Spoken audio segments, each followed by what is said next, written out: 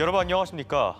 제80주년 광복절이 일주일 앞으로 다가오면서 지난해 취임한 김영석 독립기념관장의 사퇴 여론에 다시 불이 붙었습니다. 독립운동가 유족과 시민사회단체는 김 관장이 왜곡된 역사 인식을 갖고 있다며 물러나야 한다고 주장했지만 김 관장은 사퇴 의사를 밝히지 않고 있습니다. 이승섭 기자입니다. 전국의 독립운동가 유족과 시민사회단체들이 정부 서울청사 앞에 모였습니다. 이들은 김영석 독립기념관장이 헌법을 부정하고 왜곡된 역사 인식을 가지고 있다며 즉각 사퇴해야 한다고 주장했습니다. 나아가 정부가 윤석열 정권 당시 20여 개 역사기관의 기관장으로 임명된 뉴라이트 계열의 인사들을 모두 해임해야 한다고 강조했습니다. 독립기념관 관장 자리에 뉴라이트 인사 김영석이 여전히 버티고 앉아서 광복 80주년을 맞게 되는 현실을 우리는 좌시할 수 없다. 독립기념관이 있는 천안에서는 지난 1년 동안 김영석 관장의 퇴진운동이 이어져 왔습니다.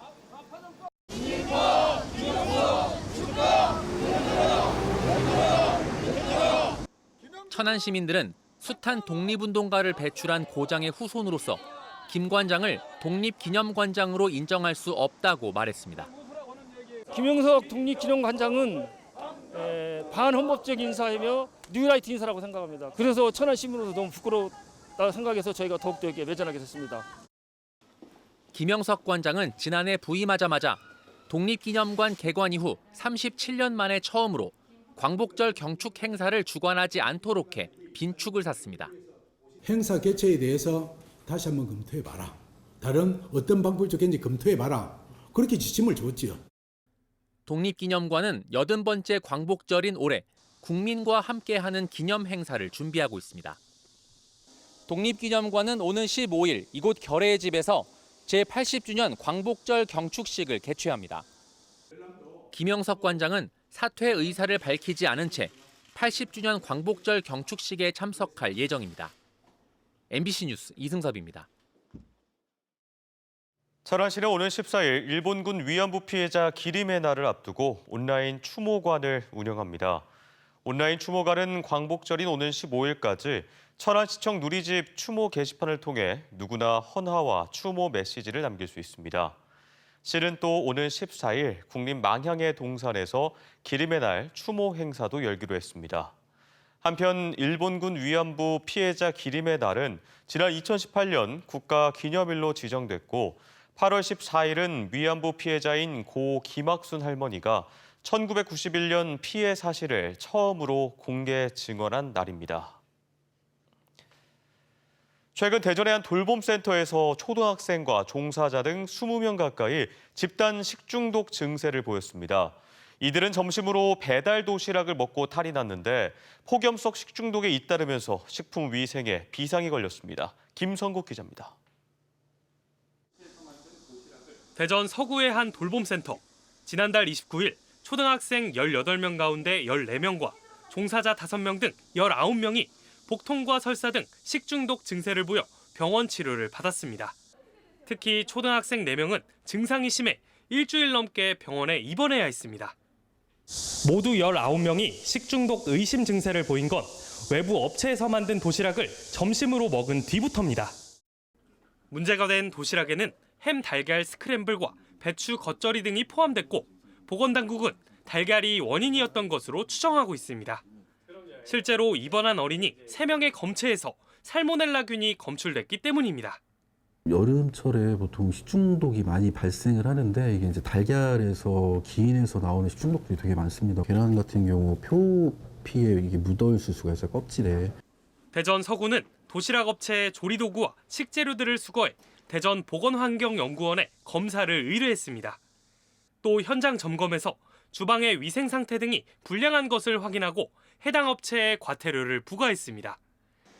최근 공주의 야시장과 세종의 한 유치원에서 집단 식중독 사례가 잇따라 발생하는 등 폭염 속 식품 위생에 비상이 걸렸습니다.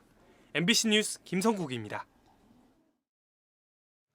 최근 충남 천수말에도 고수운주의보가 내려진 가운데 태안과 보령 일대에서 양식어류 긴급 방류 조치가 이뤄졌습니다. 태안군은 고남면 일대 가두리 양식장 10곳에서 조피볼락 67만 9천 마리를 바다에 방류했고 보령시 소도에서도 15만여 마리를 풀어줬습니다. 이는 한계 수온이 28도인 조피볼락의 고수온에 따른 폐사를 막으려는 예방적 조치로 긴급 방류에 참여한 양식장 등에 대해서 최대 5천만 원이 지원됩니다. 대전의 과거와 현재, 미래를 잇는 시간여행을 주제로 한 대전 영시축제가 오늘 개막해 오는 16일까지 대전 중앙로 일대에서 열립니다. 개막 행사에는 축제의 성공을 기원하는 대형 붓글씨 쓰기와 공군 특수비행단인 블랙 이글스의 에어쇼, 퍼레이드, 인기 가수들의 공연이 펼쳐집니다. 이에 대해 더불어민주당 대전시당은 영시축제가 콘텐츠도 정체성도 치민도 없는 산무축제라 비판했고 국민의힘 대전시당은 불편만 부풀리는 것은 정치적 흠집내기라고 반박했습니다. 17년에 걸쳐 4대강 사업을 추적한 내용을 담은 다큐멘터리 영화 추적 시사회가 내일 오후 7시 CGV 대전 터미널에서 열립니다. 영화 추적은 지난 2008년부터 최근까지 이어진 이명박 전 대통령의 4대강 사업으로 금강과 낙동강 등 우리나라 강이 망가지는 과정을 기록한 작품입니다. 이 4대강 사업의 본질을 알리기 위해 영화를 제작한 최승호 PD는 이 영화를 통해 최근 이재명 정부가 공약으로 내건 4대강 재자연화에 대한 공감대가 형성됐으면 한다는 바람을 전했습니다. 대전시의회가 강제추행 혐의로 기소돼 1심에서 유죄를 선고받은 송할섭 시의원의 제명안을 처리하기 위해 오는 18일 임시회를 개최합니다. 앞서 대전시의회 윤리특별위원회는 송 의원의 품위유지 의무 위반에 대한 제명안을 찬성 7표, 반대 2표로 가결했고 본회의에서 제적의원 가운데 3분의 2인 14명 이상이 찬성하면 송 의원은 의원직을 잃게 됩니다.